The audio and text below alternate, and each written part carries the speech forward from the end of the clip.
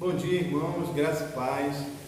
Nós estamos aqui nessa manhã juntos, eu, a irmã Liliane, a professora dos jovens, o irmão Rodrigo, que também é professor dos jovens. Nós estamos aqui para fazermos a nossa primeira EBD online, gravada, e queremos que você participe conosco. Você que tem a revista, nós vamos falar da revista dos jovens e adultos, e nós vamos conversar sobre o assunto de hoje, e gostaríamos que você participasse e ficasse conosco até o final. Não vai ser demorado, vai ser algo breve, e gostaríamos que você permanecesse conosco nessa manhã. Da maneira como você estiver, deitado, ninguém vai estar vendo como você está. Nós queremos que você participe, que você aprenda junto conosco, que nós ficamos nesse momento tão limitado de estarmos juntos na EBD, na igreja fisicamente, mas podemos estar em qualquer lugar juntos nesse momento, e gostaria que você apoiasse essa iniciativa da igreja. Amém? Eu gostaria de convidá-lo, antes de nós orarmos, a você procurar na sua Bíblia Atos capítulo 16, e nós vamos ler apenas um versículo, que é o verso 31. Atos 16, 31. O irmão Rodrigo vai fazer a oração. Enquanto isso, você nos acompanha, você fica com a sua Bíblia aberta, e logo depois nós vamos fazer a leitura. Amém. Feche teus olhos, feche teus olhos aí onde você está nesse momento, e oremos ao Senhor. Deus, obrigado, Senhor, por mais essa manhã de busca do Senhor através da Tua Palavra. Senhor, possa iluminar os nossos pensamentos para que possamos entender e compreender o que o Senhor quer falar conosco nessa manhã. Nos ajuda, nos orienta, nos dá discernimento da Tua Palavra, meu Pai, porque EBD é isso, Senhor, é palavra, Senhor, é busca de conhecimento, e é por isso que estamos aqui. Que o Senhor possa nos ajudar, que o Senhor possa nos orientar a entendermos e compreendermos a Tua Palavra, em nome de Jesus, Pai. Eu te pedimos e te agradecemos. Fica conosco nesse momento, Pai. Amém. Amém. Vou fazer a leitura, você pode me acompanhar, de Atos 16, 31. Está escrito assim: responderam-lhe: crê no Senhor Jesus e serás salvo, tu e tua casa. O tema da nossa revista é: serás salvo tu e a tua casa. E eu vou fazer a leitura para que nós possamos... Você ouviu o ônibus passando? Continue conosco. Não vamos cortar a sonoplastia. Eu vou ler a apresentação da revista, a introdução, e depois nós vamos conversar um pouco sobre o assunto. A declaração de Paulo ao carcereiro em Filipos: crê no Senhor Jesus e serás salvo tu e tua casa, que está em Atos 16, 31, é o grande sonho de nosso coração quando nos lembramos de nossos entes queridos que ainda não olharam para Jesus Cristo como Salvador e Senhor de suas vidas. O exemplo do gadareno liberto indo para os seus torna-se um desafio para nós hoje. Não é fácil ir aos nossos. Olhando mais de perto o que aconteceu naquele dia em Gadara, percebemos 3 atitudes naquele homem que podem nos motivar e fortalecer com relação à salvação de nossos familiares. Bem, o gadareno, nós conhecemos a história do gadareno.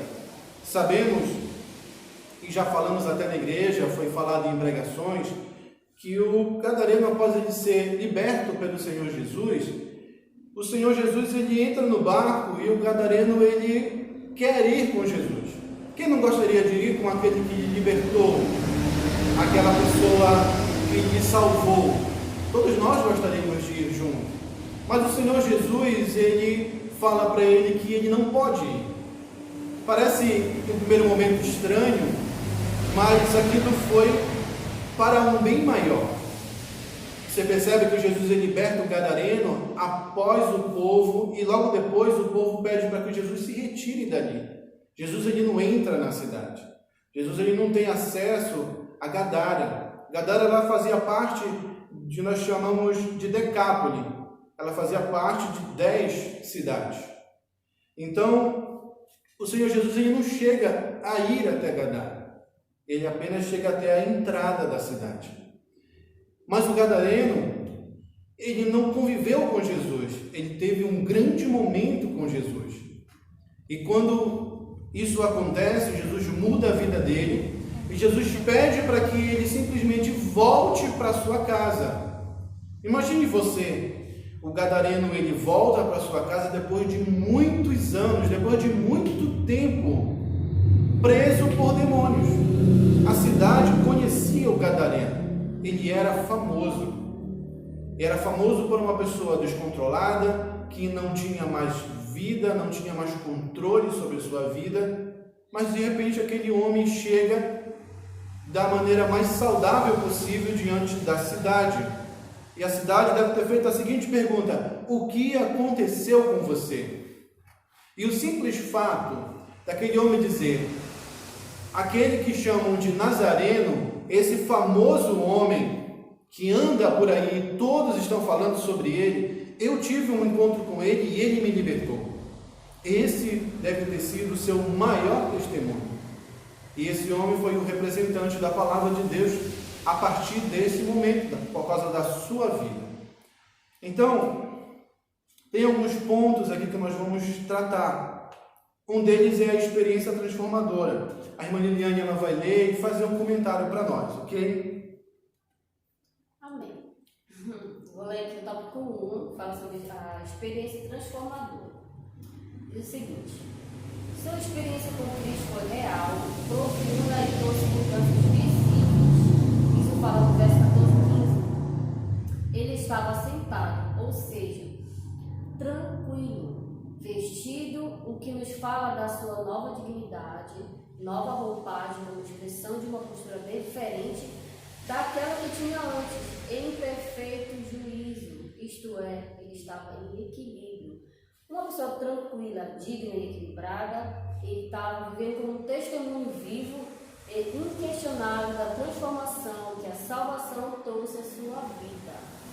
Isso é a experiência transformadora do gadareno. O que aconteceu com ele? Ele teve a experiência dele que mudou, foi profundo. Como o Augusto falou agora há pouco, ele era uma pessoa totalmente sem moral, uma pessoa louca, uma pessoa tida por muitos. Na verdade, as pessoas não chegavam perto dele, não queriam estar próximo, não queriam falar com ele, tinham até medo dele. Mas a partir do momento que Jesus chegou até ele, a vida dele mudou, né? Ele teve a experiência dele que mudou tudo. Por isso que aqui relata tudo isso, né? O equilíbrio dele, se tornou uma pessoa equilibrada. Essa é uma das experiências, né? Ok. Então, experiência. A experiência transformadora do gadareno, ela nos faz refletir sobre a nossa própria experiência de transformação. Talvez a sua experiência e a minha experiência não tenham sido tão impactantes quanto a experiência de transformação do gadareno.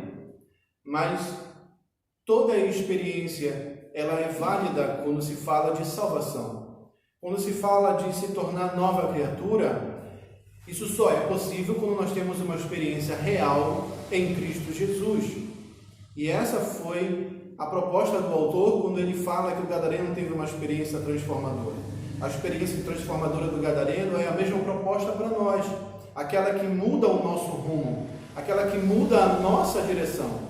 E quando ela muda a nossa direção, ela nos salva. E essa é a experiência que nós queremos ter durante toda a nossa caminhada, quando temos esse encontro com Jesus. O Rodrigo vai ler para nós o próximo tópico. Ok, o próximo tópico fala sobre amor e obediência. Diz assim: mostrou um grande amor a Jesus, desejando ir com ele, obediência. ao invés de ficar, versos 18 e 19, se nosso amor aos familiares for maior do que aquele que nutrimos pelo Senhor, tornamos-nos condescendentes e perdemos nosso senso de justiça com relação aos nossos queridos, afastando-os da necessidade de arrependimento e confissão.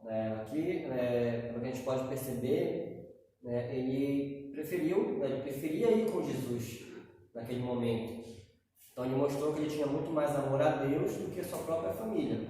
Não é algo ruim. A gente tem que amar a nossa família, porque é a nossa família. O que nós não podemos fazer é deixar de amar a Deus em detrimento da nossa família. Ou seja, é importante a gente ter essa convicção que eu não posso deixar Deus em segundo plano. Deus é em primeiro plano em tudo. A nossa família vem em segundo. Não quer dizer que Deus vai deixar, porque eu amo mais a Deus, a minha família fica ali do lado. Não. Tenho certeza que Deus ele quer o melhor para a nossa família. Da mesma forma que Ele quer para nós, que Ele quer para cada um de nós, também Ele quer para a nossa família. Então, não quer dizer que eu vá deixar a minha família de lado. Não, devo amar primeiramente a Deus. Só que amar a minha família também remete a amar a Deus, porque é a minha família. É aquilo que Deus me deu para cuidar. E não é fácil muitas das vezes a gente levar, como ele fala que não é fácil a gente levar aos nossos isso, levar essa mensagem, mas nós devemos levar isso aos nossos familiares, amando a Deus em primeiro lugar, mas sabendo que a nossa família é o nosso reduto e aquele primeiro lugar que eu devo pregar a mensagem de Jesus. Então devemos acreditar em Deus e nós seremos salvos, nós e a nossa família. Amém? Amém. A nossa igreja tem o hábito de dizer que a nossa primeira célula, a nossa primeira igreja está dentro do nosso lar. Nós também já ouvimos muitas vezes na igreja que também é um dos lugares que nós precisamos nos dedicar muito para que pessoas entendam quem é Cristo, vejam Cristo em nós e se rendam a Jesus. Então, o próximo tópico é o testemunho real. Jesus lhe disse para falar sobre o sentimento que havia em seu coração a respeito dele, e não somente sobre as mudanças percebidas. A compaixão de Deus por nossos familiares deve também ser refletida em nossa evangelização familiar. Uma palavra importante: o testemunho deve preceder nossa mensagem, principalmente quando o alvo é a salvação de toda a nossa família. Que o Senhor nos ajude. Amém. Outro assunto que nós também falamos bastante aqui. Para que Jesus ele seja real na vida das pessoas, ele precisa ser real primeiro na minha vida, na sua vida. Quando eu digo para a minha família, para o meu filho, para o meu esposo, para a minha esposa, para a tia, para a avó, para a mãe, para o pai, Jesus salva. A primeira coisa que ele faz é olhar para a minha vida e ver se Jesus salvou a minha vida. Assim acontece com você. Assim acontece com todos nós. Se as pessoas que eu digo que Jesus salva e ele é capaz de transformar, precisam ver, e é quase que unânime essa observação, ver Jesus salvando e transformando a vida de alguém. De preferência da pessoa que está falando sobre salvação. Então, que nós possamos ter esse intuito de levar Jesus à vida de nossos familiares, de levar Jesus e falar dele primeiro com a nossa vida, falar dele primeiro com o nosso exemplo, primeiro com a nossa maneira de viver. Agostinho fala nos seus livros, em um de seus livros, que ele diz assim: olha, pregue o evangelho o tempo inteiro e sempre que for necessário, use palavras. O exemplo é a melhor maneira de mostrar para o mundo que Jesus salvou a sua vida. Então mostre para o mundo através da sua vida que Jesus salva. Então, tem alguns conselhos aqui e eu vou ler para você e depois cada um vai fazer uma palavra de despedida, encerrando a lição, ok? Alguns conselhos. Nunca desista da salvação dos entes queridos. Não há ninguém que não possa ser alcançado pelo amor de Deus. 2. Orar, testemunhar e então pregar. 3. Confiar que o Senhor dará sabedoria para levar a palavra de salvação no momento certo com a ajuda do Espírito Santo. Amém? Querem fazer um comentário? Pode fazer agora. O que é importante, né, é deixar claro aí que nós devemos perseverar pela nossa família. Por mais que muitas das vezes a gente não acredite, né, que aquele familiar possa ser salvo, que ele possa um dia acreditar em Jesus, cabe a nós perseverar, acreditarmos que sim, ele pode nos orar e, né, pedir sabedoria para como levar essa mensagem para que essa pessoa venha a ser salva. Né? Então esse é o nosso papel, né? Como foi colocado muito bem pelo Augusto, né? A primeira maneira de eu levar essa palavra, né, é o exemplo, levando o exemplo, né, nas nossas vidas, porque a partir daí a palavra ela vai ser muito mais eficaz.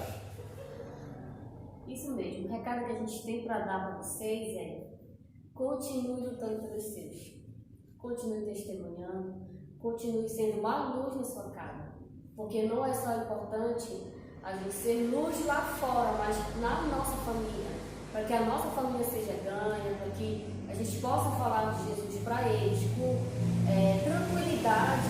A gente tem que dar um testemunho, precisamos ser uma luz que vá brilhar Jesus lá. Então, amados, o meu recado é esse: seja luz na sua família. Amém, irmãos. Então, que você possa ter acompanhado nesse momento, que você tenha entendido nessa lição que o Senhor Jesus é aquele que nos liberta, é aquele que nos gera transformação, é aquele que nos livrou da vida que nós vivíamos e nos trouxe para uma nova vida. Que o Senhor possa te abençoar, que você tenha um domingo muito abençoado. Participe conosco às 18h30, haverá o culto, será publicado às 18h30 em ponto, e que você continue como igreja, perseverando, e nos momentos de oração, que você participe, que você ore pela igreja, ore pela sua família, ore por você, pela nação, e que você seja uma grande bênção, como sempre tem sido na nossa igreja, em nome de Jesus. Amém?